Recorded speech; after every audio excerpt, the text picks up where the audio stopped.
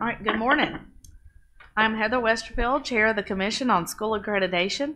This regularly scheduled meeting of the Commission on School Accreditation is being held via teleconference today, Thursday, December 6, 2018, at 10 a.m. in the 4th floor boardroom, Central High School Building 359, Northwest Street, Jackson, Mississippi, in accordance with Mississippi Code annotated 25415.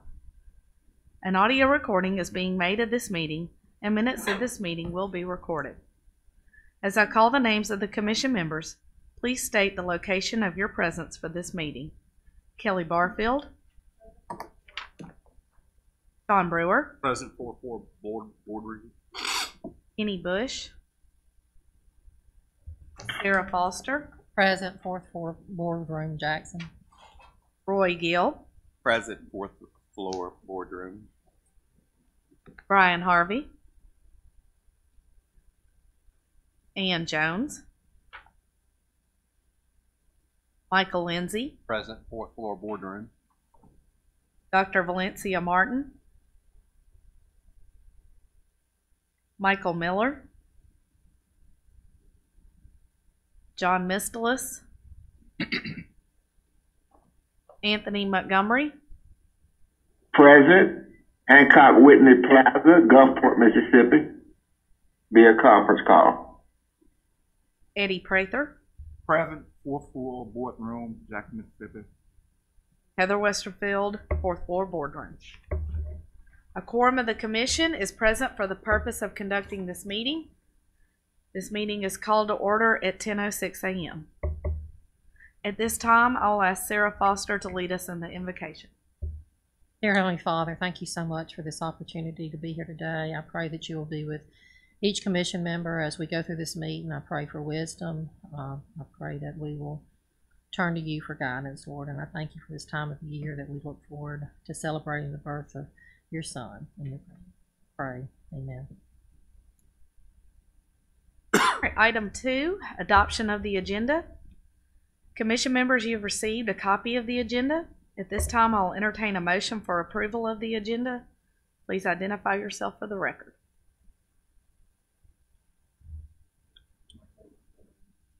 Motion by Mr. Lindsay, second by Ms. Barfield. Is there any discussion? All right, members that are present, all in favor? Aye. Any opposed? Members on the phone, all in favor? Aye. Unopposed? The motion carries. Item 3, approval of the minutes of the October 4th, 2018 meeting of the Commission on School Accreditation. At this time, I'll entertain a motion for approval of the minutes of the October 4th, 2018 meeting. Roy Gill, so moved. By Mr. Gill. Second, Sean Brewer. Second by Mr. Brewer. Is there any discussion? There's one correction. One correction. By my name, it's got my location as Grenada, Mississippi. Both it's Brookhaven. Okay.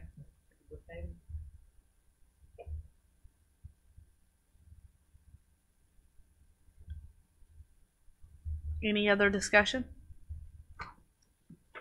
Members that are present, all in favor? Aye. Aye. Any opposed? Members on the phone, all in favor?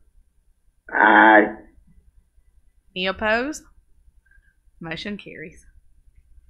All right, item 4, election of the 2018-2019 Chair and Vice Chair of the Commission on School Accreditation. Per policy, the Commission is required to annually select a Chair and Vice Chair. At this time, I'll open the floor for nominations for the position of Chair of the Commission on School Accreditation. Madam Chairman, I motion that we accept Second.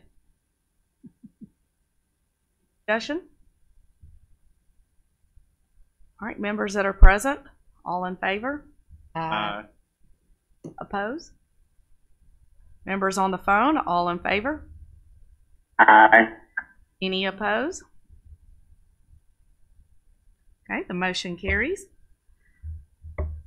All right, and I will accept nominations for the position of Vice Chair. I move that we accept or nominate Eddie Prather to remain as vice chair. Second by Ms. Barfield. Any discussion? All right, all those in favor of Mr. Prather serving as the position of vice chair on the Commission of School Accreditation, all in favor? Any opposed? Members on the phone, all in favor? Aye. Any opposed? And the motion carries. All right, item 5, approval to upgrade the accreditation status of the Moss Point School District from probation to accredited. Dr. Malone, you have information on this item? Just to let you know, you've got in your back over here behind tab 5 is just to let you know that the Moss Point School District has cleared their deficiencies on record, and so we just need your okay to move them from probation to accredited. Gill, so moved. Okay, we have a motion by Mr. Gill and a second by Mr. Brewer. Is there any discussion on this item? All right, members that are present, all in favor? Aye. Any opposed? Members on the phone, all in favor? Aye. Any opposed? And the motion carries. Item 6, recommendation to revise Process Standard 3 of the Mississippi Public Schools Accountability Standards 2018. We have Mr. Moss with us this morning. Thank you, Chairwoman. Just want to take the opportunity. This item reflects a change in Process Standard 3. What we're asking to do is to change some of the language around the state's appraisal system. At current, districts are not required to submit their professional growth system scores once they evaluate teachers and leaders within their district. So this revision asks that we begin requiring districts to do that. Additionally, this standard revision asks that districts ensure that all of those who are observing teachers, counselors, school leaders take those individuals through an approved MDE professional growth system training. At present, we're unable to report to the feds how many teachers we have across the state who are at levels 1, 2, 3, and 4. And so we have no means for collecting all of that data. We had 41.7% of our districts last year to report educator effectiveness data. And so this standard allows us to be able to collect that data and be able to report on the effectiveness of each school. And so in OTL, we asked for this revision so that we can collect that data and be able to speak about the effectiveness of our educators across the state.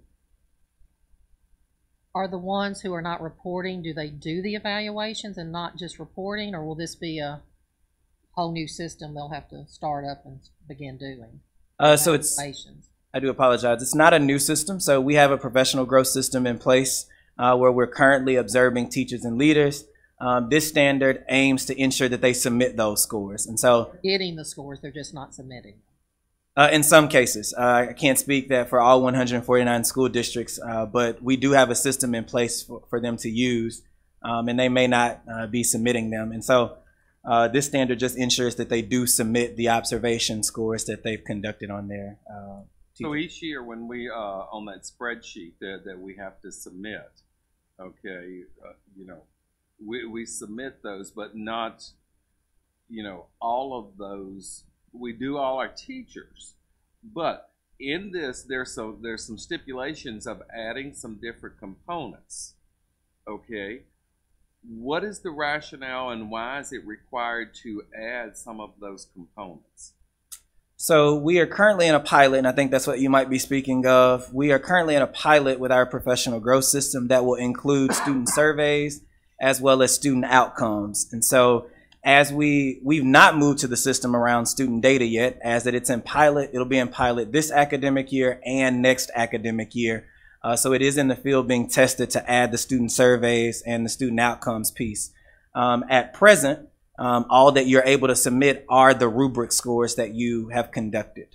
But that's the case. I think the rationale for why we moved to a model that's inclusive of student outcomes and climate surveys is back to the work that we did with MPES some years ago, where we did require student surveys and student outcomes provide a counterweight to what is being observed in the room and really attaches student outcomes to a teacher's effectiveness rating. There's been a lot of work done around teacher effectiveness around the country, and all of our recommendations around the country suggest that in order to truly measure a teacher's effectiveness, we need to add student outcomes to the work. And so that's the direction that the agency is going. In all of our trainings, we've been talking with districts about that. But at present, all districts will only be able to submit the rubric scores. And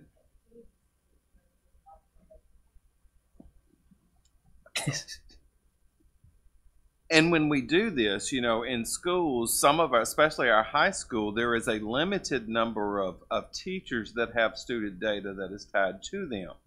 Okay, as we go forth, are we going to go back to where teachers create their own student outcomes and measure that for the student data, and then that will be integrated into it? Or how would the 80% of the teachers that are not tied to an accountability results, how will this affect them going forth? Because if we put this in the language and we approve that, do we have a mechanism in place ready to go?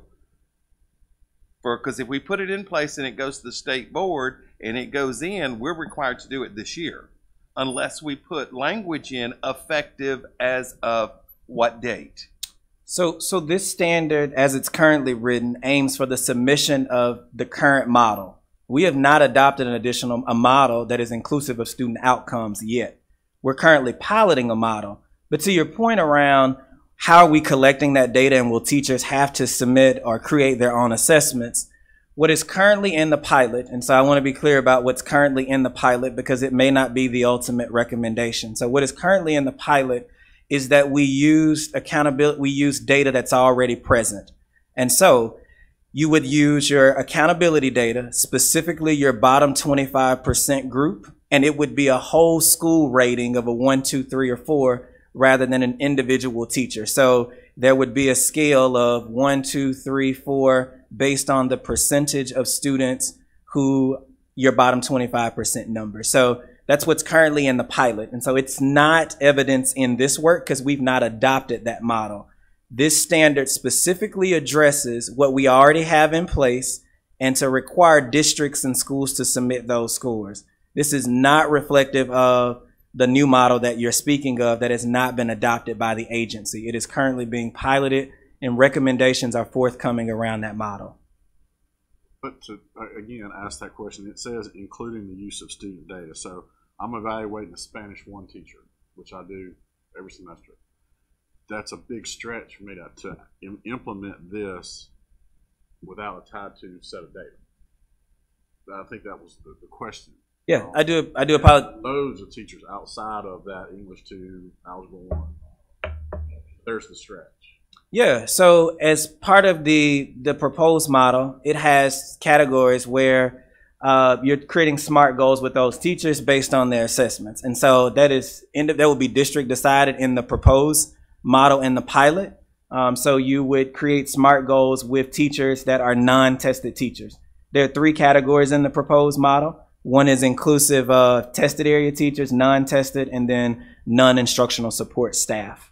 But you are correct. Including the use of student data is for the new model. And so perhaps this language should not say including the use of student data at this point, because that is for the proposed model and we don't currently do that. So I do apologize. Point well taken. In 3.1, you mentioned the superintendent and assistant superintendent evaluation. Do that specifically require that? We use national models for our evaluation instrument. So if this language is there, they're going to limit us as a board member from using the national model to evaluate our superintendent. So 3.1, the only revision that we've made to 3.1 is to include assistant, associate, and deputy superintendent. This was already in the accreditation standard. The only revision that we're making here is by adding assistant, associate, and deputy superintendent. But this was already in place and consistent with assessment components defined in Mississippi Code. We just have to make sure whatever tool you're using is aligned to the Mississippi Code, because there are components in the Mississippi Code, and the MSBA evaluation tool is in fact aligned to that. So I don't know if I answered your question, but the only revision that we're making here is to include assistants, associates, and deputies. All MSBA is not really designed for assistant and associate. It's designed for the superintendent, and it limits what we'll look for at times. So, and I don't know what we had to get approval to use a different model. I guess that's important. I would not be the authority on that. I think we need to look at to see if you need to get approval to use a different model. What we've done in the proposed system for the new model, just to feedback, for the assistant principals, we've allowed districts to eliminate up to 5 standards because they do not apply to everything that an assistant principal may be doing. And so there may be responsibilities that an assistant principal has that a principal will not have, or that a principal has that an assistant principal does not have. And so in the principal evaluation system right now, we allow districts to not evaluate assistant principals on 5 of the standards that are not relative to the work that they're doing as an assistant principal. Better served kind of with the use of the student data. It sounds like we're putting in an evaluation for personnel where we don't yet have a system of evaluation. We're not sure what that model looks like. Yep. Would we be better served to have an approved and tested model, yep, in form and system before we put that into an accreditation standard and say it has to be done, and we don't even have a means of evaluating the student data and the assistant and deputy superintendent? I mean, is this something that maybe we should wait on to actually have a process in place? So I agree with including the use of student data. I think we stepped back a few minutes ago on the including student data. I think that we probably do need to remove that language. We were a bit too proactive maybe in the standard there. So we certainly could remove the including the use of student data. But as far as the revisions, we need this standard in place because we're not able to report to the feds right now our effectiveness data when only 41.7% of our districts are reporting educator effectiveness data. And so we do need the standard revision, but we certainly can exclude including the use of student data, as that we're still in the pilot phase with the system that is inclusive of student data.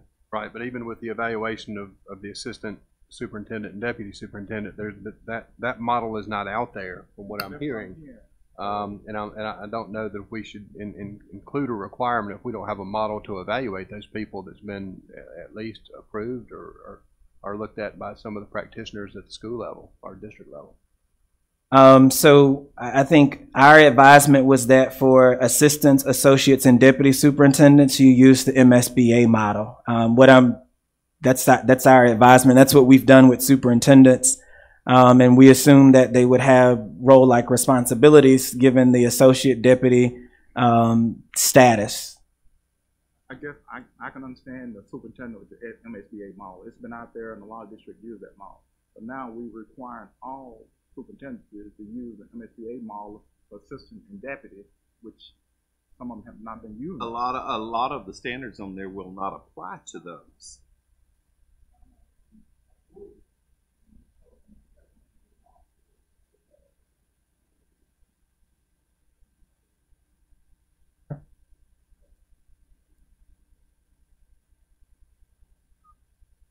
The purpose of this is to report data.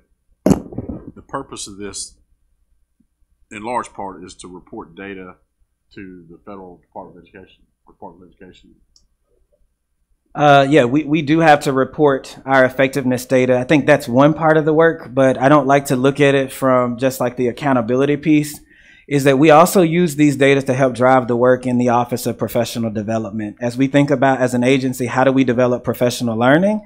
We can directly take, if teachers across the state are scoring at the minimal level or not proficient in a particular standard in the effectiveness rubric, it'll help guide our work around developing the menu of services in the Office of Professional Development. So while it does have an accountability metric to it, it also guides our work in like, how do we plan professional learning as a state, and how do we continue to grow our educators as a state? The goal of, and you know, as we move from, I don't know if you noticed in the language, we were very intentional about moving evaluation out of the language and moving this to a professional growth system. So we tried to remove all the evaluation language, which appears to be super punitive in nature.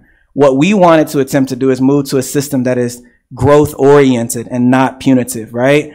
And so you see that reflected in the language. So while there is a federal guideline that guides our work around data submission, we're really influenced by this work around growing educators. And you'll see that in the standard. And we've tried to be clear across the state over the last few months. I started doing this work in July. That this is not an evaluation system, but rather a growth system. And we do not want districts renewing and non-renewing leaders and teachers on this system. You need to do that on a growth plan and not on our system. Our system is aimed to grow educators and not to hire and fire them. So how much does your department also evaluate state accountability results and look at that data? And then how much weight do you put on one versus the other? That is not in my office. So I'm the Office of Educator Effectiveness, and we purely look at, currently we look at what district leaders are saying about a teacher's effectiveness on the growth rubric. We have not made it to a place where we align our accountability data and our growth scores. There are no correlations that have been run at this time. We do plan to do that as we continue our pilot. So what are we saying about a teacher's effectiveness in one model, and what does the data say? Right. So if someone's getting the highest marks here and the results are something very different, those two issues are not even talking to each other now in your department. Currently not. The proposed model allows us for us to do that. That's why we're doing the pilot, to try to make that talk to one another. Let me give you, I don't want to belabor the time here, but we had scores. We had 24,794 scores submitted to our office last year, educator effectiveness scores for teachers. Some 18,881 of them were rated 4, which is really the need for a counterweight in the model, which is why we're piloting the student outcomes piece in the climate survey. Because if you run a correlation, you would get an odd number, not a good number. We're saying that 18,881 of our teachers were rated 4, and only 20 teachers in the state were rated 1. 1 is the lowest that an educator can receive. And so for us, that's problematic. We want, in order for us to grow our children, to grow our teachers, we need to have a system in place that speaks to what's happening in the field, and that's why we're piloting the student outcomes piece. And we have really worked on that, because that is a component. When you look at it, I know for our district, we have tried to move away from this evaluation piece as soon as it came out, because this is not an evaluation piece. And it is still, we get the fallback, because very few of even our principals, our average score is between a 2.8 and maybe a 3.2, maybe. And I have some phenomenal people, but we, of course, and that's an issue across the state, because then, of course, they hear elsewhere, well, everybody gets 4s. And I understand the fundamental principle behind it. The question I have is making sure that we have everything in detail. We don't want to put something out there that, like Mr. Braithwaite said, that it's not ready, because as soon as we pass this and do it, we've been submitting our results back in ELMS, when we first put it back in ELMS years ago, and then when we do the spreadsheet each year. The one thing that I would like to know is, okay, of those 41, and I can't remember if you said 41% or 41 districts that didn't submit. It was 41%, you're correct. 41% of the districts that did not submit. I understand from the agencies what you're trying, because you do have to submit that teacher effectiveness to the feds, and if you don't have the data, you can't do it. But looking at, I went through here and had specific questions that I needed answered before I can approve it, even though we're doing it. Because when we approve this at this commission, we've got to say, okay, everybody in the state has to do this. And if it goes to the state board, everybody has to do it, and there's consequences. And then if they don't do that, that'll be a accreditation violation. Then we're going to have to see that, and we're going to have to defend basically what we pass when they challenge on the accreditation piece. So what I'm hearing, your concerns lie solely with including the use of student data language and the associate deputy and assistant superintendent language. That is correct. So, just for us, the including student use of the data, again, I think we were being too excited there, and we probably need to move that language out, and then we probably need to do some work around 3.1 as well. We did not have knowledge that the MSBA model might not be a good fit for school leaders. I would ask, though, at this point, if we could remove those strikes and continue with our other proposed language, and then come back, offer a second revision later that's inclusive of the assistant, associate, deputy superintendent language, and then come back later with a third revision that says including student data. I think that's productive for our work. We are committed to collecting the scores, though. Totally understand. Now, and I don't mean to dissect this, but 3.6. Years ago we had the rubric for the librarians, the rubric for the counselors and everything, and then that kind of went by the wayside. What rubric would they fall under?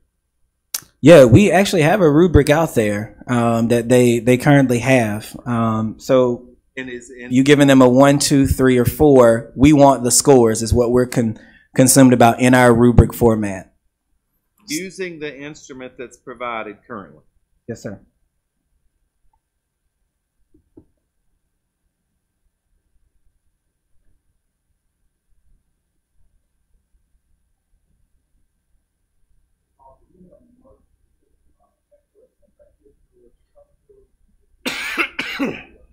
Yeah, so we have an EAC that started meeting before I got to the agency, but we ramped up their meeting starting in July.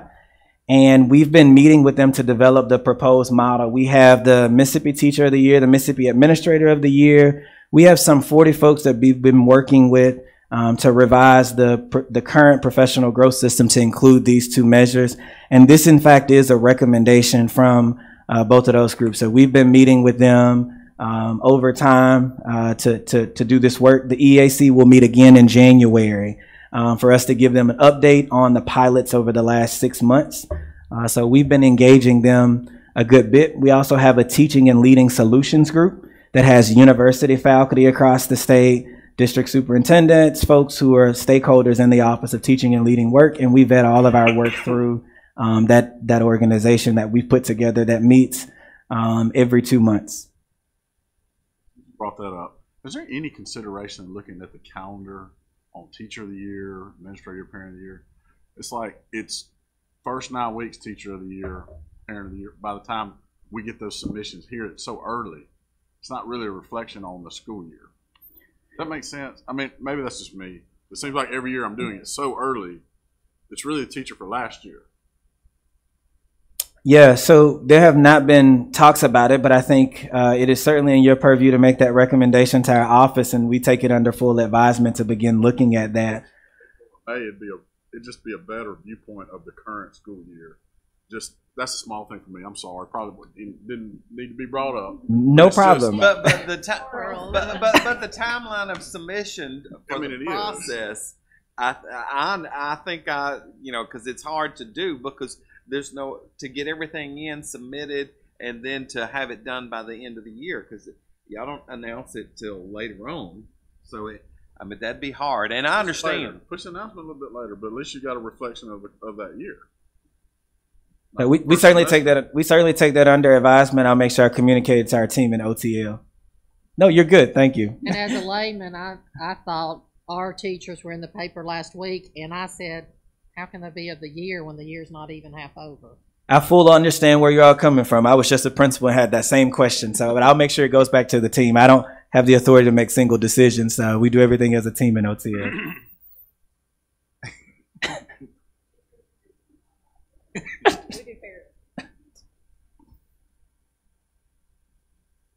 I submitted it all 2 weeks ago, so it's done. Really early. Just really early. Well, for the first. I hate to keep asking these questions, but please do. Well, what standard are we on? I want to look at the 3.6 again. The training. It says, and maybe I'm being very literal. If we pass this policy, it says that administrators who rate school level administrators, counselors, library teachers, and teacher observers shall complete an MDE approved professional growth system. Would it be time of implementation, or would it be retroactive for those who have already been trained, or would they have to do a new training? This standard aims to ensure that they've gone through our professional growth system training, one that we've done. And I think it's important, we are rolling out like calibration trainings. We're rolling out feedback trainings to make sure that this work is right. And so we want folks to go through the right training. And long as your folks have gone through a training, right, you're good to go. You've gone through an MDE approved training. We're launching 11 more trainings because I knew that when this went out, folks was like, oh, my principals haven't gone. We have 11 trainings waiting in the queue to be launched when this or if this revision happens, to your point. So long as you've gone through a professional growth system training. Okay. During their career or annually? We can qualify that in this. In other words, that's what I wanted to know. Because all of mine, they've made sure that I've sent them to training and everything. Would they have to go again, or would that suffice and fulfill that requirement there? I think if you have evidence that they've gone through a training, I think when accreditation visits, they just want to see that they've gone through a professional growth system training. That specific district, they leave his district and go to this district, would they have to go through training again?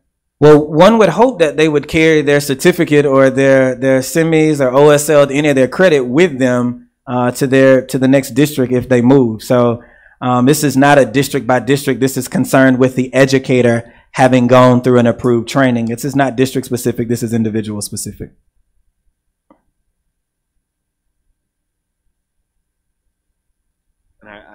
I guess, okay, so as long as they've been, no matter if it was 5 years ago, 4 years ago, 3 years ago, there's no time limit. Like you said, it doesn't have to be annually or anything, as long as they've been trained. Because I was trained, I've probably gone through 5 different ones. Numerous trainings, and a lot of my principals have also. So, as long as they're good and not have to go back through another one. Yeah, we didn't, I think if you start, you'll start chasing a rabbit there, going back to trying to catch if you've gone. We just want to ensure that they've gone through a professional growth system training.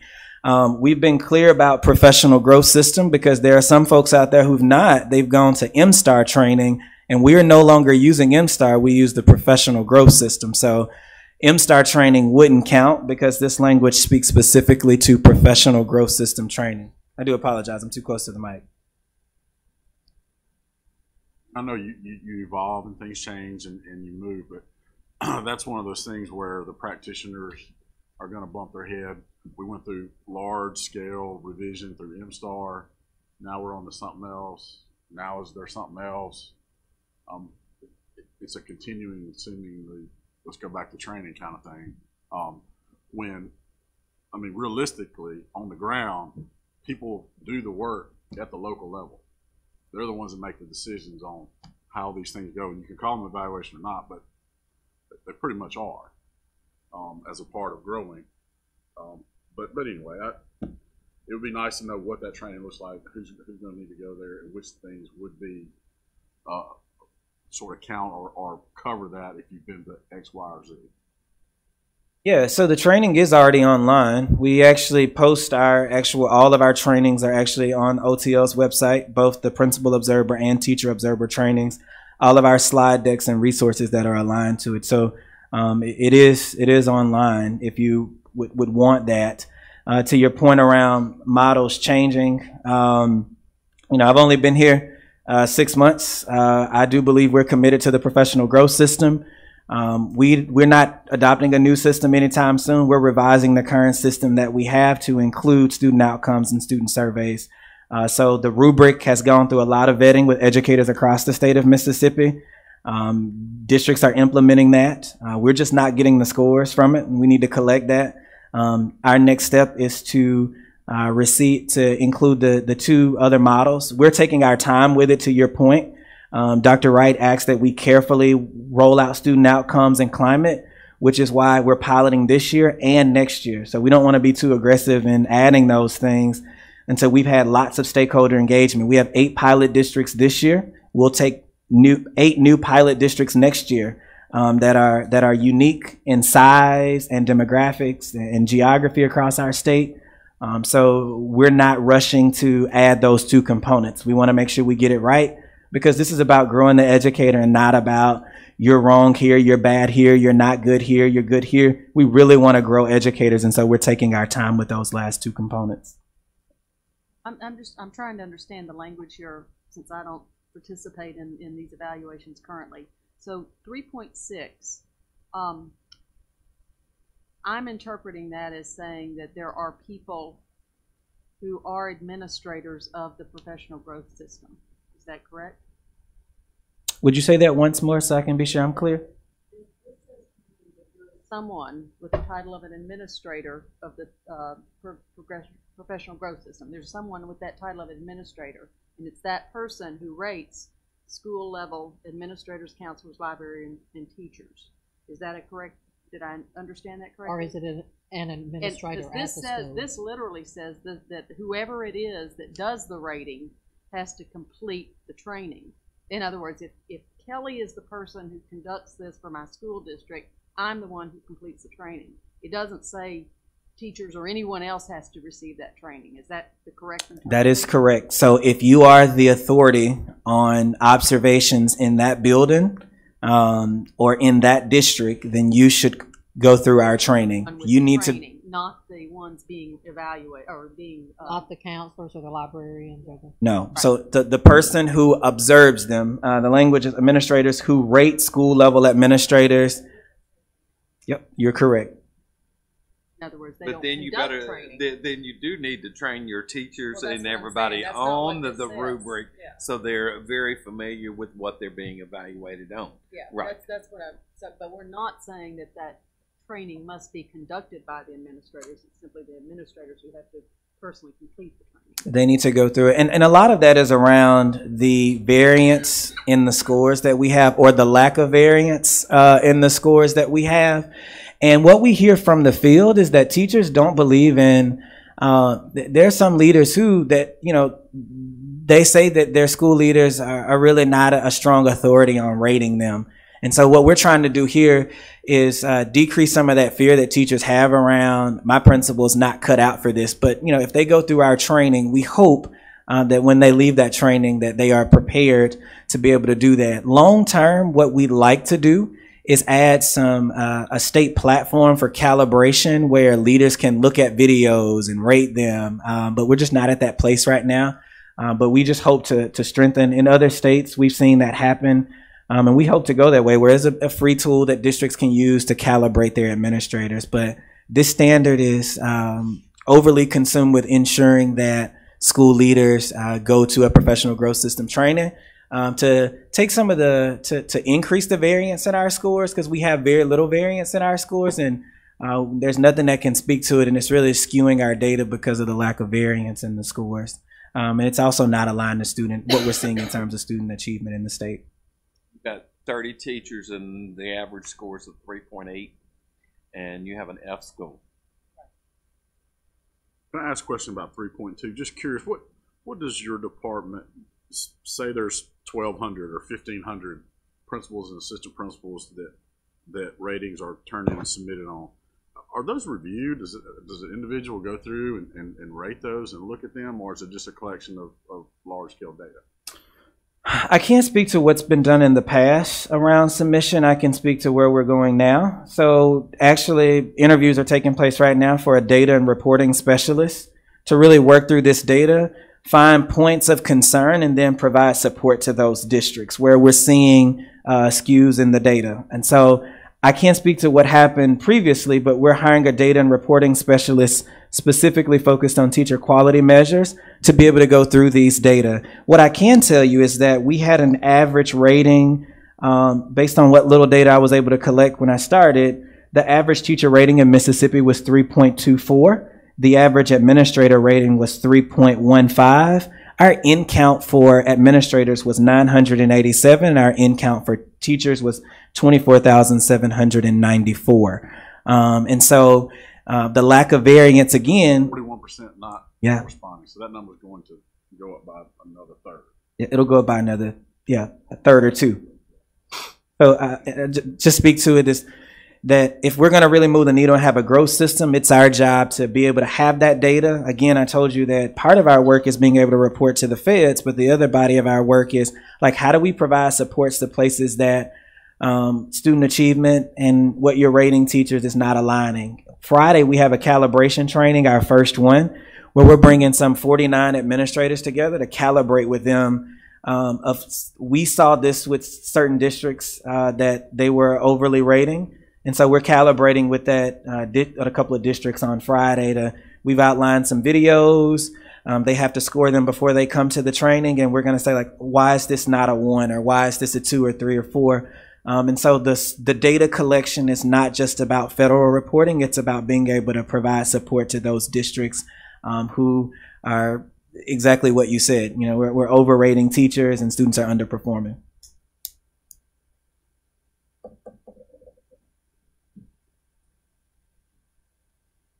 All right, on it, if we pass this, and I guess I probably should know this, the repercussion on it'd be the accountabilities department to monitor this, that if they don't, it would be a sanction. Okay, what are the, okay, because different things have caused accreditation differently. So what is the punitive measure for this? Have we discussed that?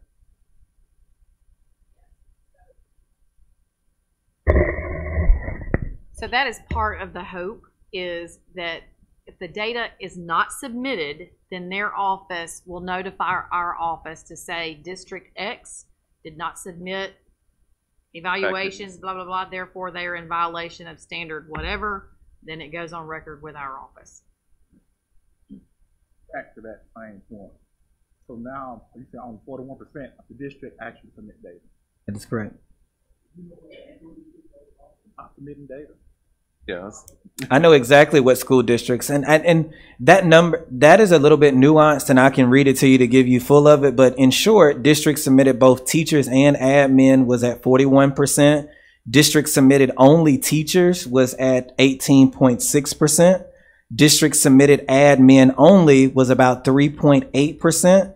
And the number of districts that did not submit anything at all was at 31.4%. That equated to an in count of 49. And districts with, I guess they deleted their folders in SharePoint, because this is the number of districts with no folder in SharePoint for PGS. We had 7, which equated to 4.5%.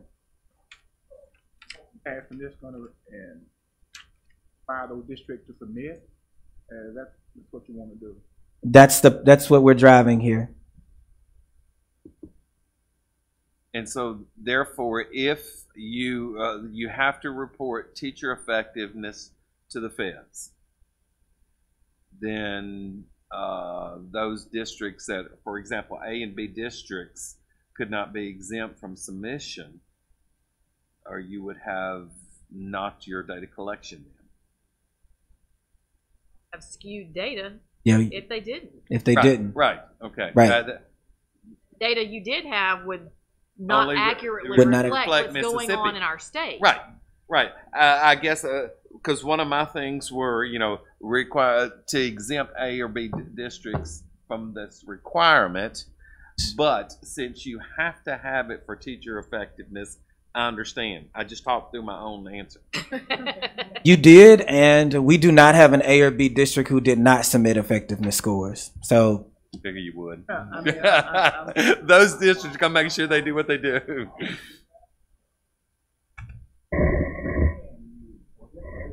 Already doing it. Not doing it.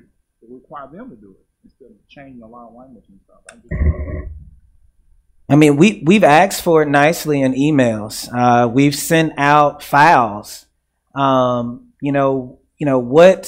gets measured gets done. And I hate the accountability culture that we do have, but we've followed up.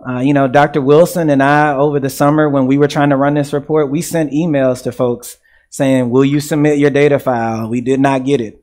We have to have a standard around this for folks to meet the expectation. Unfortunately, that's the climate and culture that we're in. But if it doesn't get measured, it doesn't get done. How many standards does a district have to be deficient in before they're up for probation? Or does that district have? So if they don't, that's what I'm saying. That you're going to report it, and we have that hard. We don't have to wait on an audit. You know, I mean, he knows when they're due. Yeah. You're talking about consequences of not turning in the data. And it's a values question too. We value growing our educators in Mississippi. It's a priority to ensure that it aligns to all of our state board goals, to ensure we have effective teachers and leaders, which is goal 4.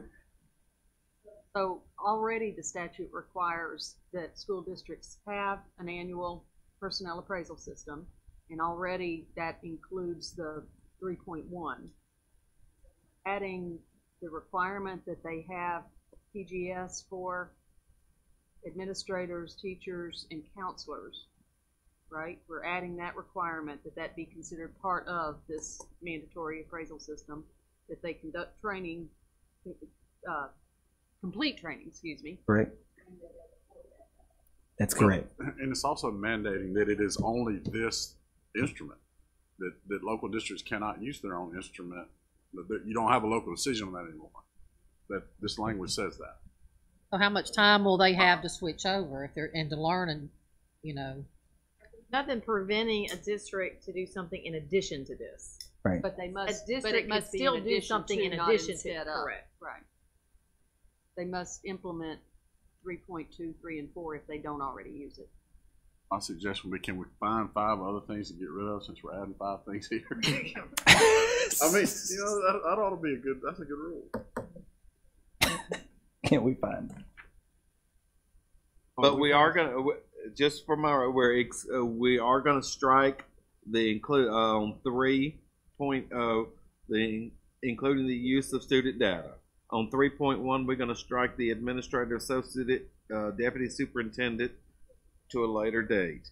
Yeah, we'll come back with a recommendation on 3.1 later. 3.1 later. And in the actual 3, we can remove the including the use of student data until we've adopted the full system that's inclusive of it.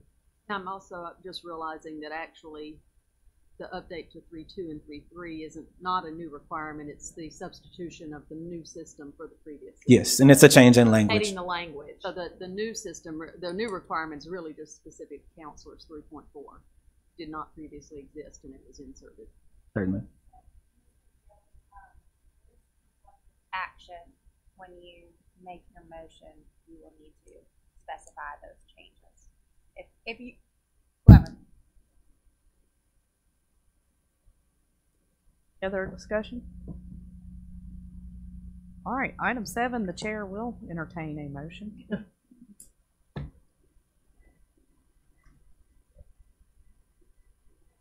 going to do it by each standard, correct? No, the whole slate. Whole slate.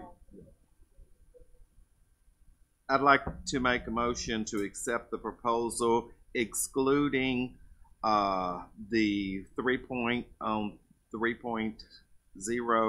including the use of student data, and on 3.1 excluding the assistant, associate, and deputy superintendent. Okay, so a motion has been made to begin the Administrative Procedures APA process to revise Process Standard 3 with the exclusion of including the use of student data on 3.0 and the Assistant and Associate Deputy Superintendent on 3.1. Is that correct? I'm sure. Second that motion. I second that motion. For discussion. So, in other words, you're accepting all changes except for 3 and 3.1. Okay. Got it. Motion by Mr. Gill, second by Mr. Prater. Any other discussion? All right, members present, all in favor? Aye. Any opposed? Members on the phone, all in favor? Aye. Any opposed? Motion carries. Item 8. We have updates from the Accountability Task Force and the K-12 Subcommittee. Mr. Lindsay, if you would update us on the Accountability Task Force. Yes, I'll try to update you in just about 4 or 5 minutes on a 6 or 7 hour conversation that we had with the task force. When we met, basically we discussed 4 proposals that were coming from the TAC committee on some revisions to the EL component of the accountability system. So I'll just run through each of the 4, which was the main discussion all day. The first one was a different way to come to the number of total points in the accountability system. Currently, the system, you take the total number of points, whether you're a 600, 700, or 1,000 point school or a district. You look at the points that you earned in EL, and those points that you didn't earn are subtracted from the total. That's the way it is currently proposed in the model. The alternative approach is to take, from what I understand, and this one is one of the most confusing ones, is to take 95% of each of all of the total points. So a school can earn 95% of their points, and then the points that they've earned in the EL model is added into it. So it's just the difference from taking away some points or taking 95% of the points and adding them back. We haven't seen them. Our model wasn't run on number 1, so we're not sure what effect that is going to have on the total scores. But the impression that we got from the TAC committee was that it would improve the overall score that a school or district would have. So that's number 1, basically adding points back into the system rather than subtracting the points that you didn't get out of the total points. So that was the first proposal. The second proposal, in the current model, after 5 years, students have 5 years to become proficient. After 5 years, if a student doesn't reach the goal, so in the 6th year they reach the goal, in the current model, the student can only get 0.75% of the points, only 75% of the points. In the 7th year, if the student works and gets proficient, they can only receive 50% of the total of a 1 point. That's the way it currently is, and what they're looking at doing now, one of the proposals is to give the student the full point. So in the 6th year, if they become proficient, to give that student the full point, so the student is not penalized, or the school is not penalized, for becoming proficient in the 6th or 7th year. To may not make that as punitive as number 2. In the third proposal, currently every student is expected to become proficient in 5 years. As we know, students learn and achieve at different rates, and they're at different levels when they test on the baseline data. So they're looking at making a modification to the 5 years. So instead of a set 5 years, maybe look at the student's score, their baseline score, and the grade level that they're in, and maybe giving students extra years, maybe a 6 year or a 7 year, to become proficient. Or if a student scores higher, and depending on the grade level, they may only get 2 or 3 years. So it can work either way. A student could get more time, or a student could get less time, which would give them more of an individualized plan to become proficient. And there are some states that are doing that, so we're working on getting that model to look at that table to see what that would look like. But that would be a designated table that would be the same for each district. Districts, that would be a statewide model on that table.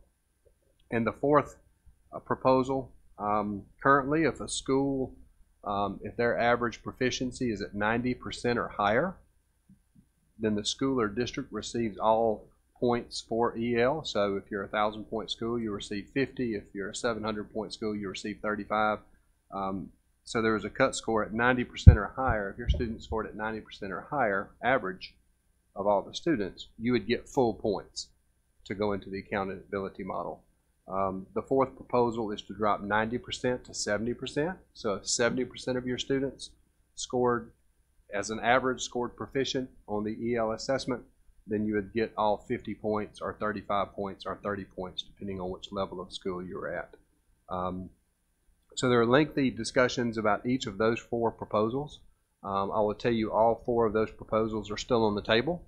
None of them have been taken off, and I think the Accountability Task Force just wanted to see some models of what that does to the accountability system and what it looks like in a real-time model.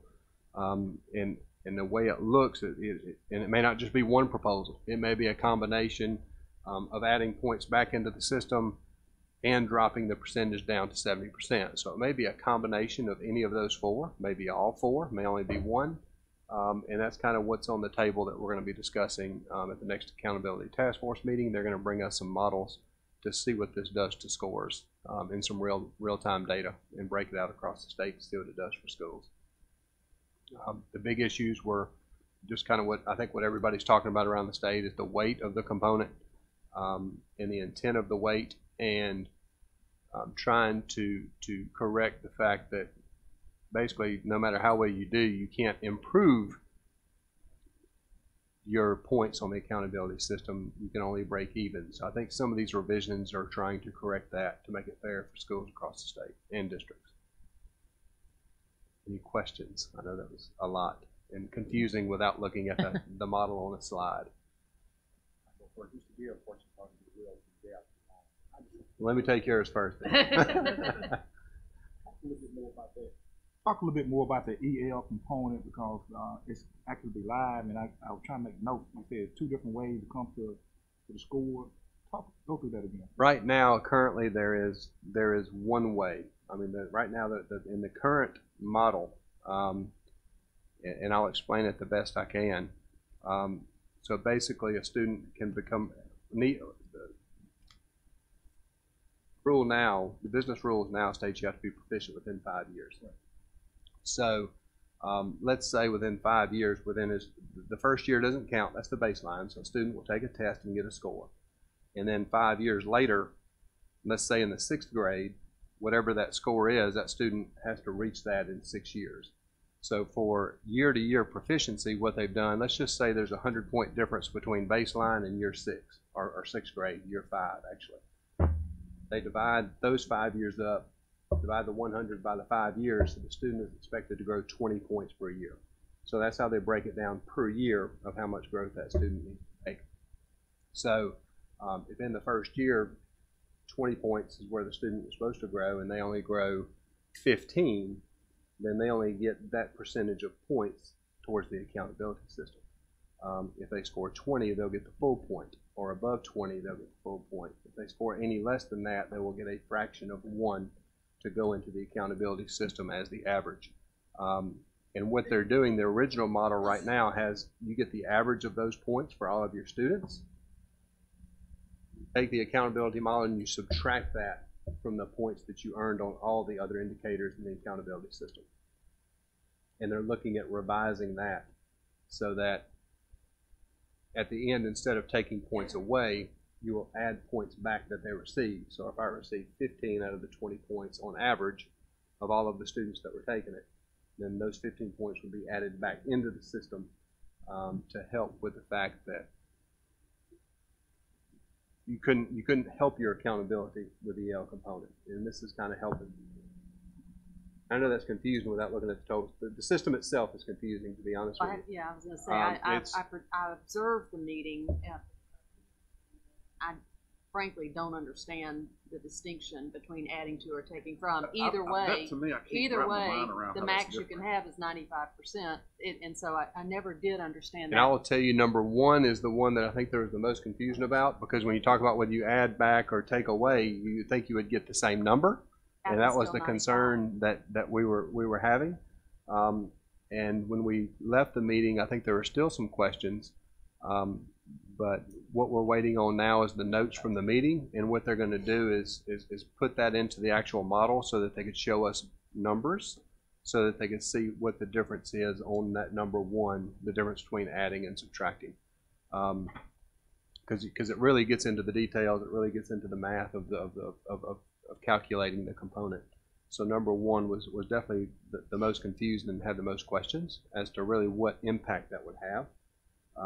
So as soon as we get that in the numbers, I'd be glad to share that with the commission also to see what that looks like. And I've looked at it a couple of different ways. Before the meeting, I was just kind of adding the points up.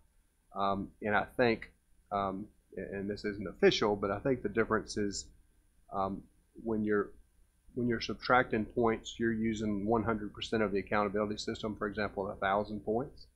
So if a high school is 1,000 points, you'd use the 1,000 points for all of your all other components, existing components, and you subtract the EL components. On the proposed model or revision, and again, it's just proposed, it's still on the table, you would take 95% of the component.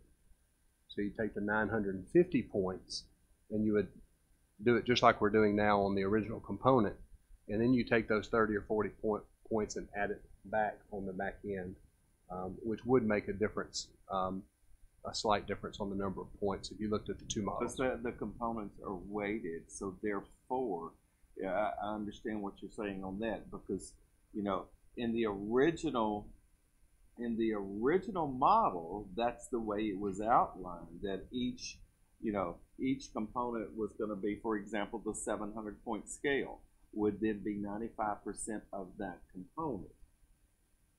Okay, and when you get into high schools, it fluctuates even more because, for example, the graduation is it's weighted more than a science or a biology. So it will yield a different number more on high schools if you do it at the end versus individually. Because I was just running one and looking at it. But the question I have is when you said, and I think in my mind, each individual student, let's go back to the 100-point growth that you said, that 20 points each year. It was my understanding, or I thought, I'm so confused, is that if that child received 90% of his goal, right, 90% of his goal for that year, he still received the whole 1-point value. And they were going to drop it down if that child met 70% of his goal. He would still get the whole 1-point value instead of the partial value. In other words, they lowered that threshold for achieving that full 1-point credit. But that's what I thought. You said if 70% of the students met their goal. I think if it is, I don't think it's per student basis, and I may be wrong. I don't think you're giving a point for a student for 90%. I think as a school or a district, if 90% of your students, if it's at 90%, you get the point. And I can read it to you, just what was on the slide. Currently, the maximum points, which is either 35 or 50 in the accountability system, are awarded to schools, not to students, but awarded to schools that demonstrate 90% or more of the students have achieved or making adequate progress. So the individual students have to make their goal to get the 1. So if you want all 50, so for example, and this is the way I'm reading it, if you have 10 EL students and 9 out of 10 of those students reach their goal, you get all 50 points instead of 9/10 of the point.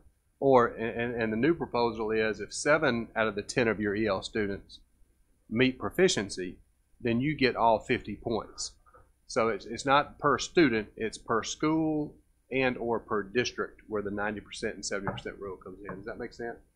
Yeah, if it's that, yeah, because that's the way I understand it. Right, I was thinking it was something different. And by no means am I the expert at all on the EL, but that's the way I read it and understood it coming from the task force. They did make the comment also, I think, that the federal standards only require 67, and so this was bringing it more in alignment and also helping it be less by bringing that threshold down. Right, and I think that's the big thing with the system. The major content with many people, from what we heard through our discussions, is we definitely want to be held accountable. And I don't think anybody has any issues with the accountability. But if a school is doing real well with their EL population, then they should be rewarded for it and not punished for it. So if they're doing real well with that population, then their accountability should show that. And there should be an improvement rather than remain the same. And those measures are being put in, some of these measures are being put in, I think, to address those. We're just not sure how that's going to affect the data until we see it on the model. So that's the next meeting. So we should be able to have more details on what each of those 4 recommendations would have on the model and on the schools. January. Mm-hmm.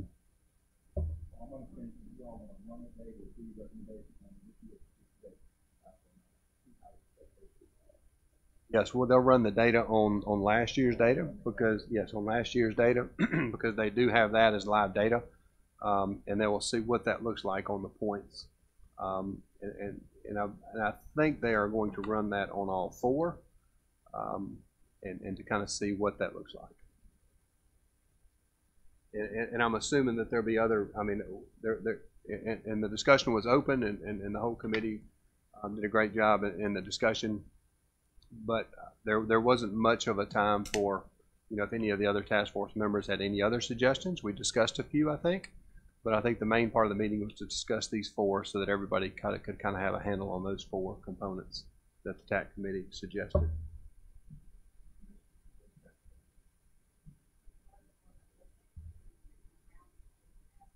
Topics for future discussion would be of interest to the members of the task force.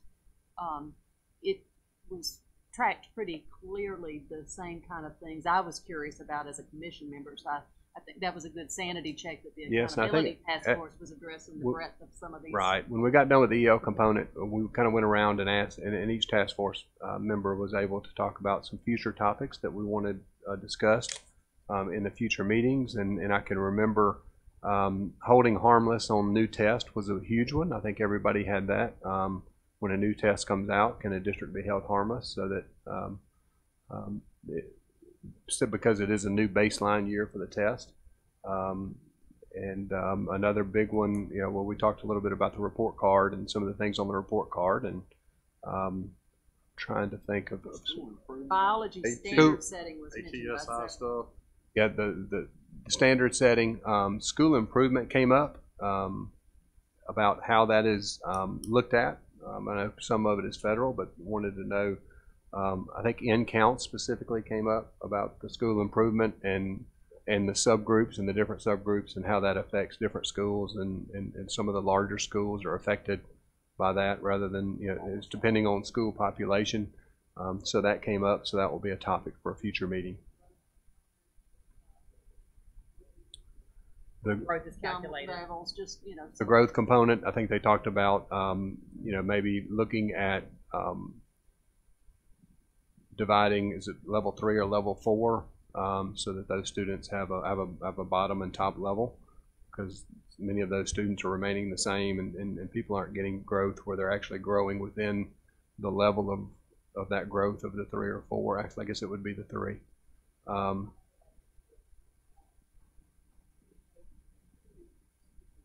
Getting a score when in fact none of their students are evaluated. So, just some of those kind of, I'll call them low-hanging fruit issues. Meet in January, we should have a little more details on some of the data. Right. That's been pretty consistent for a number of years. But I'm just saying, those were some of the examples that they mentioned as they went around. I hope you guys do look at, particularly at the ATSI, for instance. We're a level A school, and we're targeted for school improvement, and we're supposed to move a letter grade or to the top half of a letter grade in addition to that subgroup performing better. Well, that's going to be really almost impossible to actually accomplish that in the A category, because you go from 754 to 1,000, and to move the top half of that, no one's ever scored in the top half of that, period. So it's almost asking, we'll never get out. They'll never Our district is number 20 in the state, and we have 4 ATSI schools. Curious about the loss. Was there any discussion about the assessment for the EL component? I mean, I'm just curious, but the particular assessment.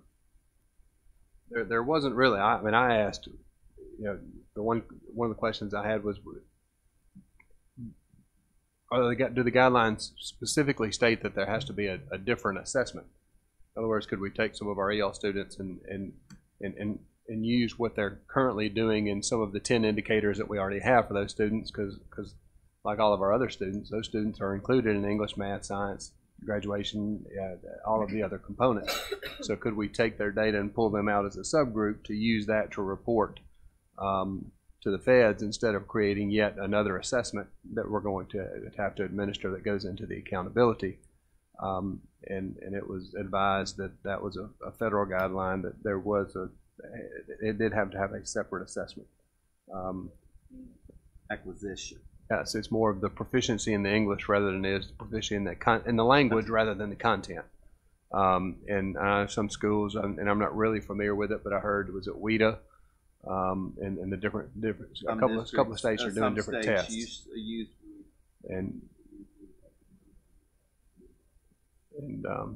And I'm not sure how that process. I'm not sure how we adopted that. That never came up. The discussion of why we did that rather than WIDA would never came up.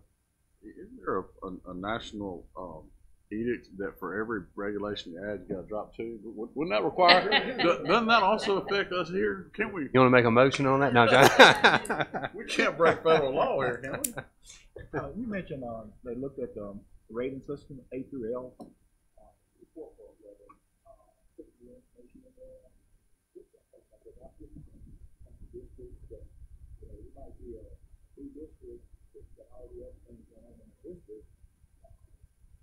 I think there were just I think the only 2 components that came up about the score, the report card. And I think there were some comments about a lot of great things on the report card that the community members can see, and one of them that I guess that some of the districts didn't know would be on there was, I think there was a military subgroup that was pulled out, and I think there was a concern that some of the schools or maybe in some of the organizations may be using that as a recruiting tool with how the military students are doing in schools. And then there was a concern that came up about the incidents of violence, and what is an incident of violence? Is that we have business rules and we have ways to gather data on just about everything that's reported on the report card, with the exception of incidents of violence. And if somebody asks you what that is, what is that? It's basically. I think it varies from district to district. That should be too. Your submission in MSIS. Submission in MSIS, and it's in your student information system, and it's how it's reported. But all of the other indicators have business rules as to what's reported. In other words, I don't get to choose. Let's say a fight is about incidents of violence. Is being reported differently by districts. In other words, what is a fight? What is an incident of violence? And it depends on the person that's on the other side of the computer inputting that. And there's nothing else on the report card that is like that. Everything else is coming from test data and accountability data. That, what is showing up on the report card and is reported to community, is based solely on how the district is reporting that as an incident of violence and how they're coding it in their information system. So I think there was a concern about some business rules around what that is and what is maybe some mandatory reporting if something does happen.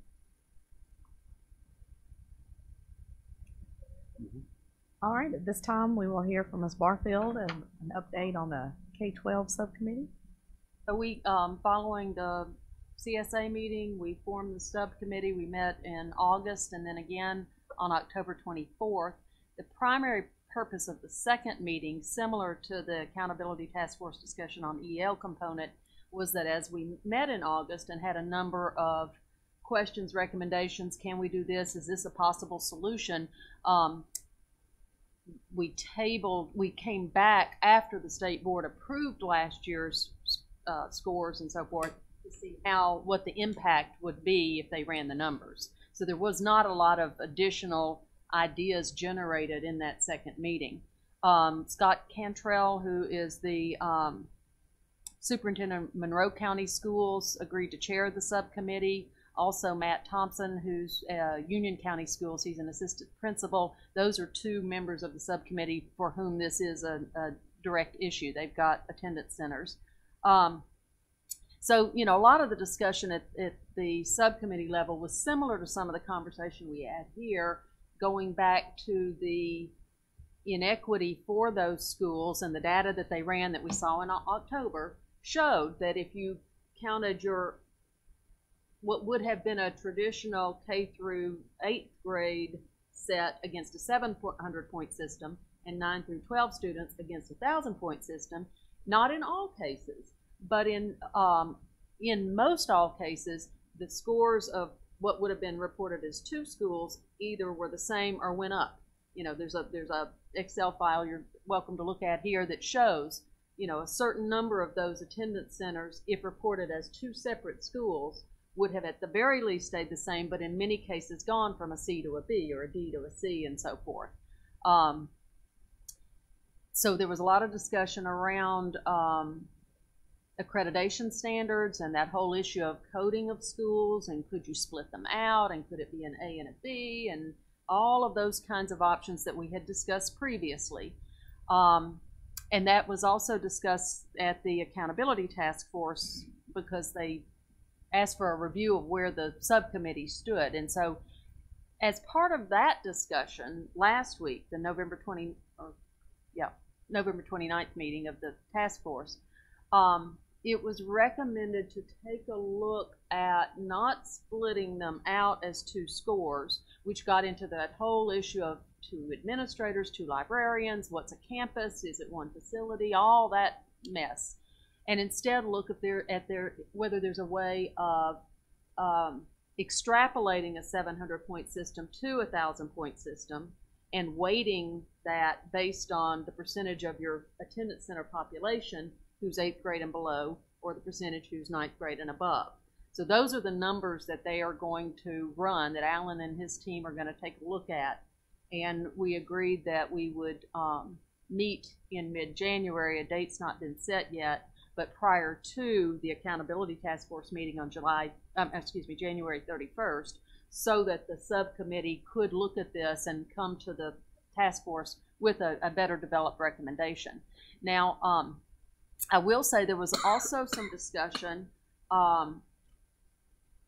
It was recognized that as long as we maintain a forced distribution system in our accountability model, in other words, if every year we're resetting cut scores based on a forced distribution, then making it more equitable, raising the boat, if you will, for these attendance centers is going to impact those who potentially, for example, were a B and now would be a C, because you're raising some of the others to B, and you can only have a certain percentage of districts or schools that are in that forced distribution.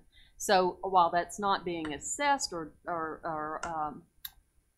considered by the subcommittee, it's acknowledged that it's closely tied to the whole issue of resetting cut scores that do for the others for whom this is not an issue, and also as part of that discussion, the impact, for example, on teacher incentive.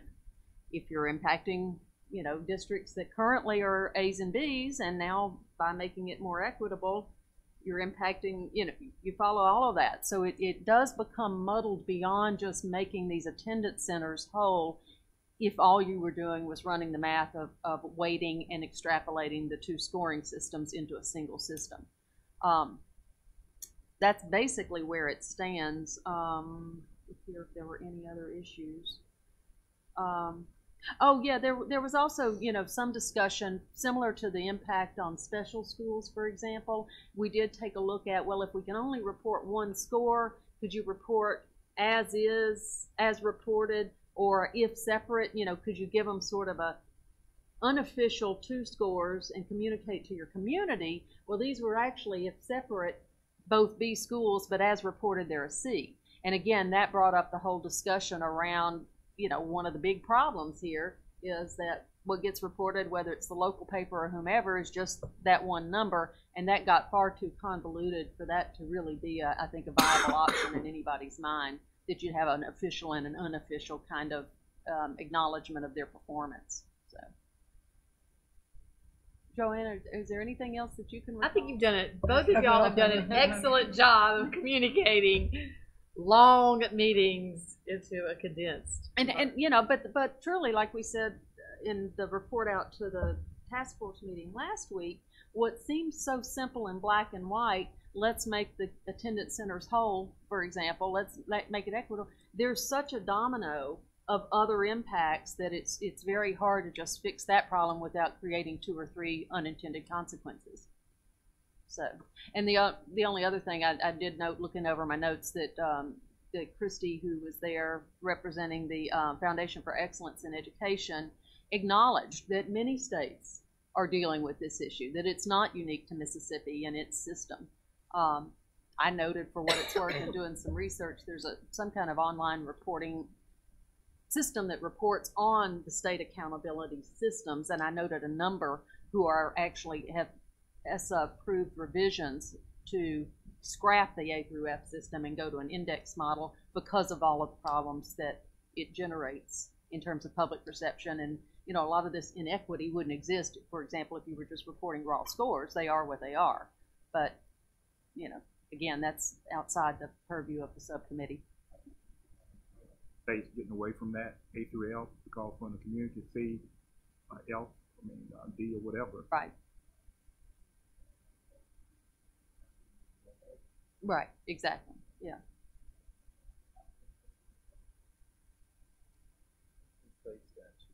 Right, yeah, it would have to, it would require that was a change to crafted state statute, yeah.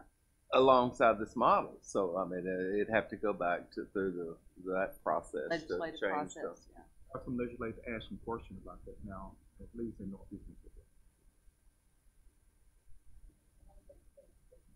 Update. So we'll meet again within probably, I'd say, the next 4 weeks, take a look at how this extrapolation and weighting would impact not only the attendance centers but the non-attendance centers, and then make a recommendation for the end of January accountability task force meeting. Both for reporting, and Mr. Brewer also serves on the K-12 subcommittee. Thank you too. Are we good? Do we need a break? We do have several things left on the agenda. We do lunch, I think, is here. So it's up to y'all if you want to try to keep going and then eat lunch when we're finished, or if you want to just take a break or eat lunch and then whatever pleases the commission.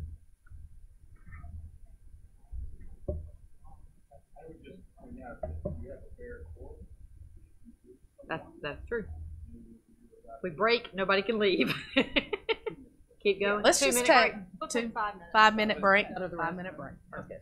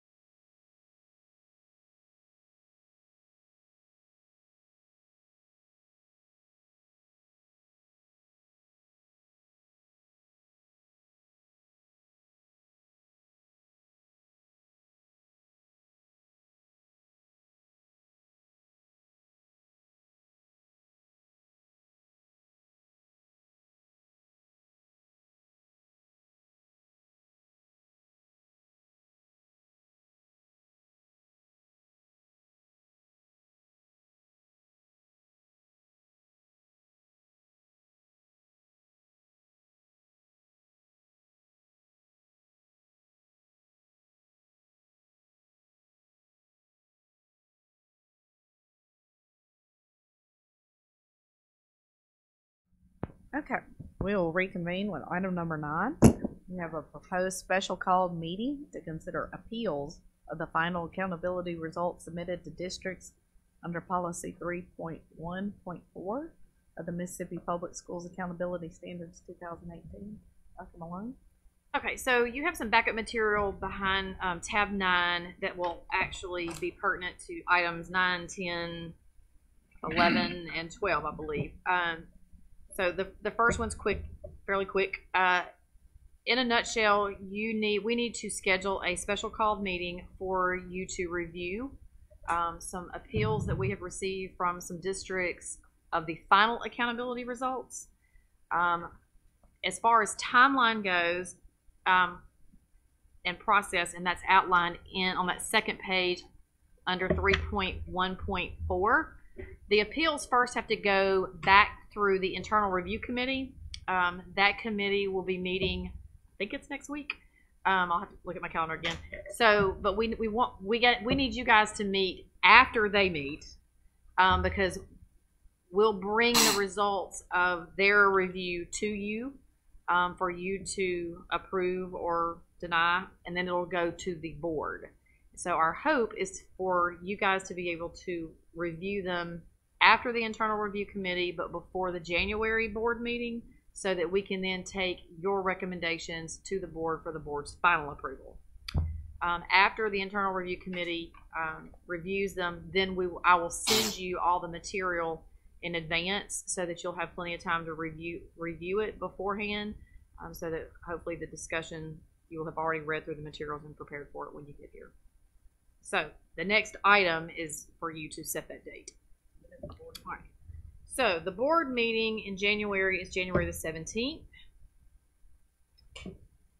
Internal review committee is, as of last invite, supposed to be December the 10th. So if you guys could meet sometime after next Monday, I realize in the holidays it's going to be difficult. So, but that at least gives you about a month to hopefully pick a date. So the board meeting is January what? January 17th.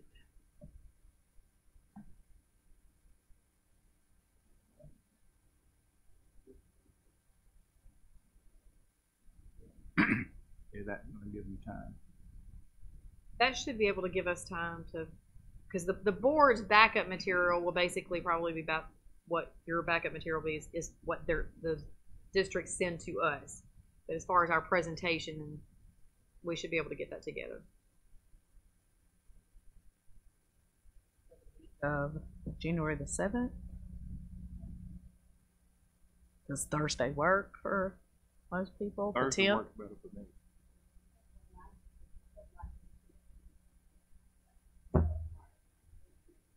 Available. Barry, the 10th work for you?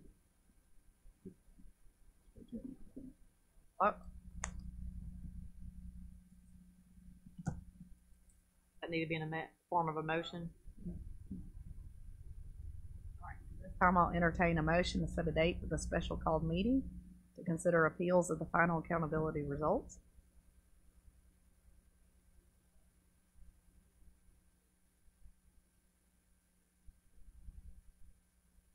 Okay, we have a motion by Ms. Barfield.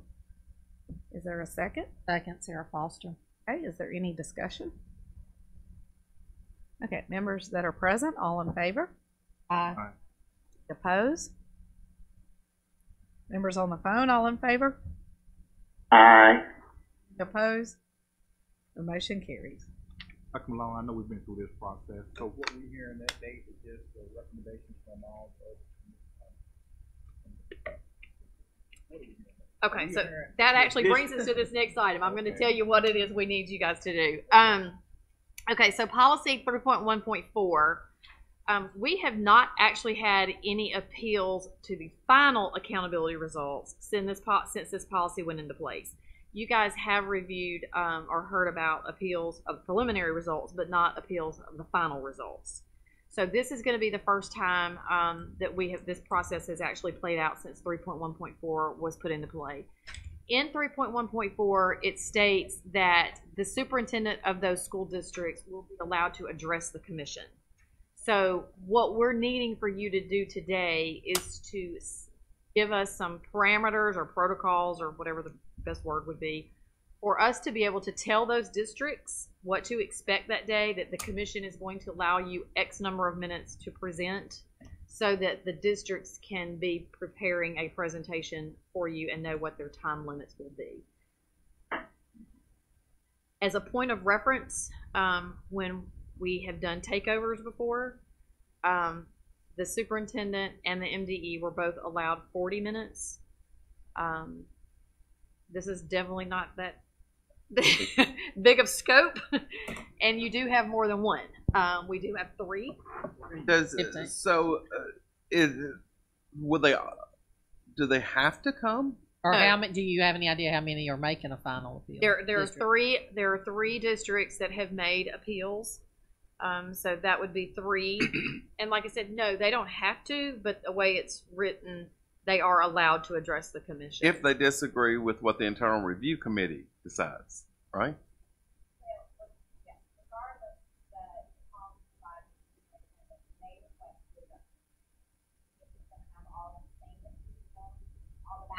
Ahead of time to review that, and then this is whatever the superintendent wants to address. Then when will the final decision be made? Oh, we make, no, I meant, You make a decision that we will then take to the board at the January board meeting for the board to make the final determination. they make a presentation to the board. Policy does not address them being able to address the board.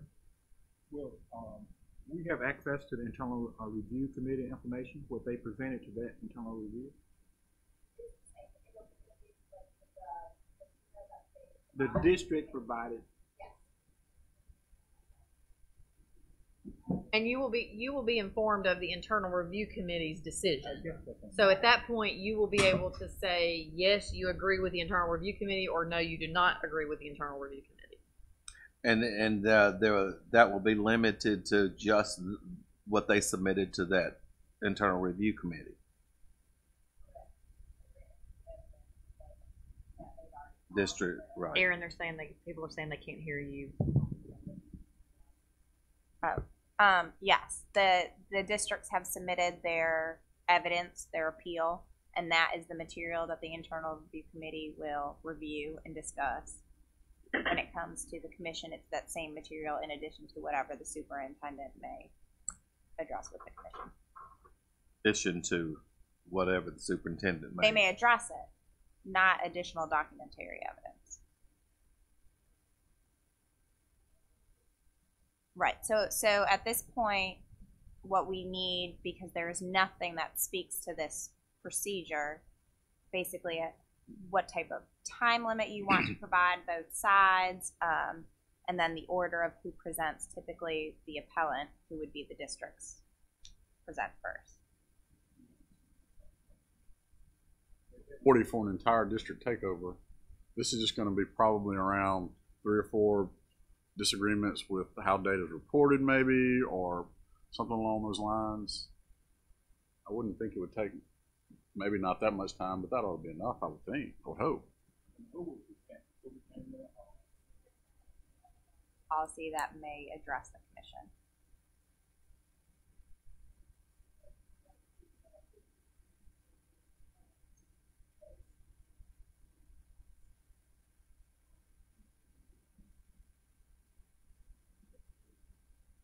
Right.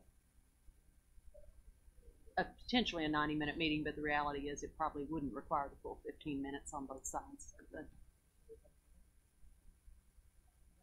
It depends on if they're elected, but they're not. No one's elected anymore.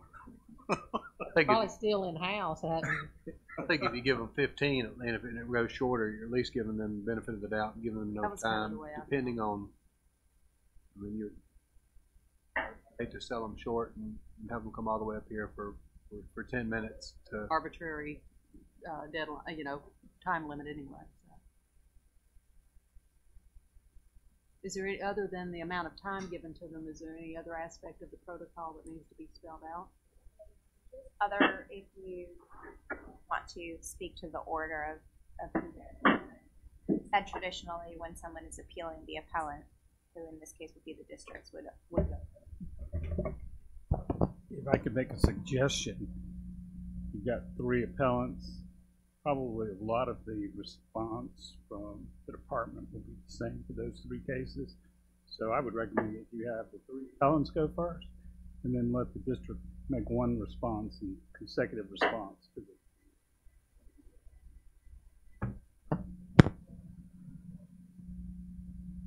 Also not appear flippant for numbers 2 and 3 that we say, yeah, what we said, ditto, yeah. So.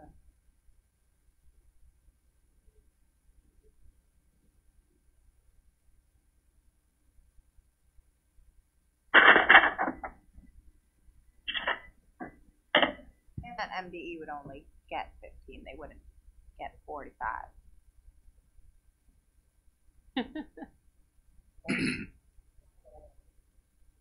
So with accreditation, Make a motion? I mean, that's an option. Is that one of those things that we have to have a closed meeting? Questions? We have to have, empty the room and have a closed door meeting? Like we, That's a question for them. Pardon? Would they go into executive session is their question.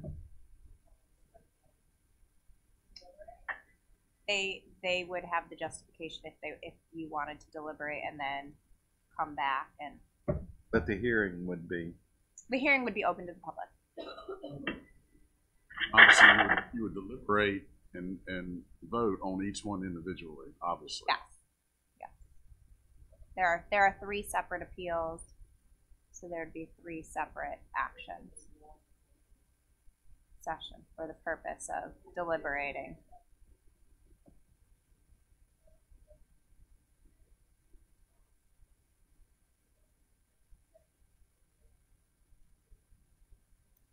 Unless you want to give MDE 45 minutes. Since there's 3 districts they're covering. It is the commission's pleasure. We just have to speak to something, and of course, this is for, I think the recommendation is for this limited instance, and as we are currently revising the accountability standards and the policies and the process standards, all going forward.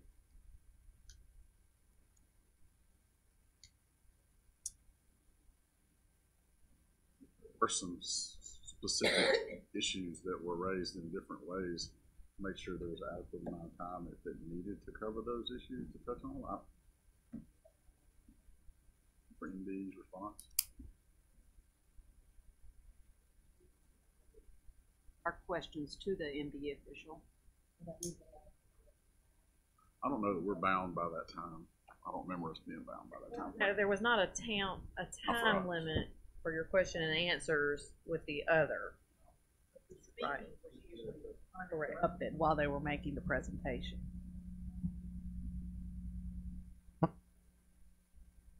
I'll entertain a motion if someone wants to hash that one out there. Okay, I'll make a motion that the district superintendent be allowed 15 minutes to present for each district, and that MD has up to 30 minutes to respond to those following those presentations.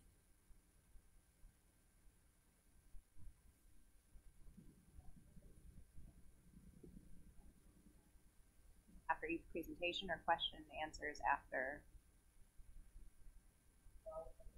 need to be after each presentation for each superintendent. Yeah. So superintendent Q&A, superintendent Q&A, superintendent Q&A, then MDE, then another Q&A. No, Right. I mean, depending on the MDE's, response, do you think we need to have them separate now, going back to district MDE Q&A? If you're gonna have the Q&A, because we're setting the protocol from now on. No, that's for No. Oh, For this okay. limited, It's just for this one. Meeting. just for this Okay. one.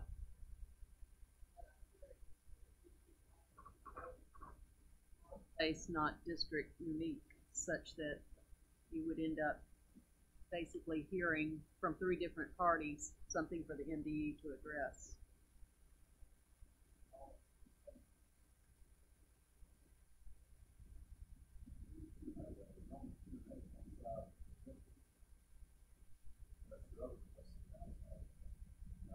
I see what you're saying.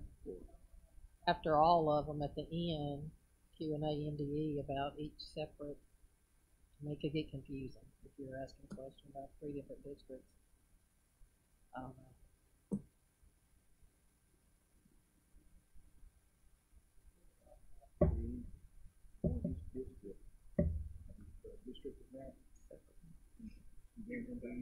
Guess what?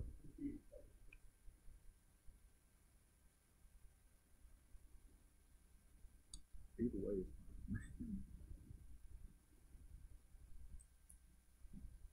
There's currently a motion on the floor. I don't know. Motion if on you the want to- table for each superintendent to get 15 minutes, MDE response of up to 30 minutes with a Q&A session after each presentation. Okay. We have a second. Is there any discussion?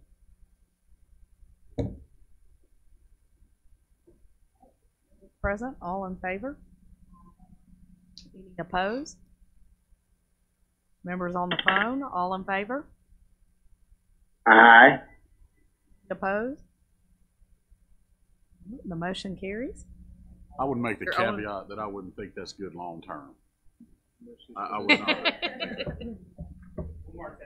Dry run or a pilot, yeah. All right, so I want to make sure I got it. Superintendent, Q&A, superintendent, Q&A, superintendent, Q&A, MDE, then another Q&A. Is that last Q&A MDE only or both? Okay.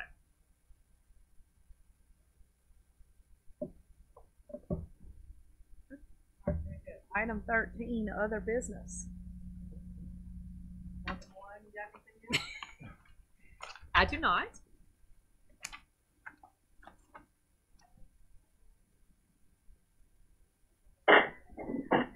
Yes.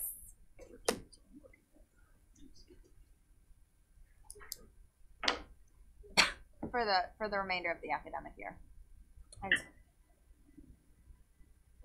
Our next meeting is February. Well, besides the special called meeting that we Special just call scheduled. meeting on the 10th. February 7th is the next regular schedule. 7th or 17th? 7th.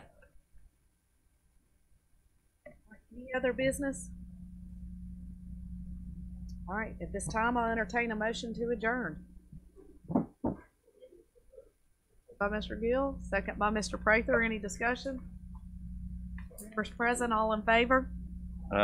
Opposed? Members on the phone, all in favor? Aye. Any opposed? Stand adjourned at 11:50.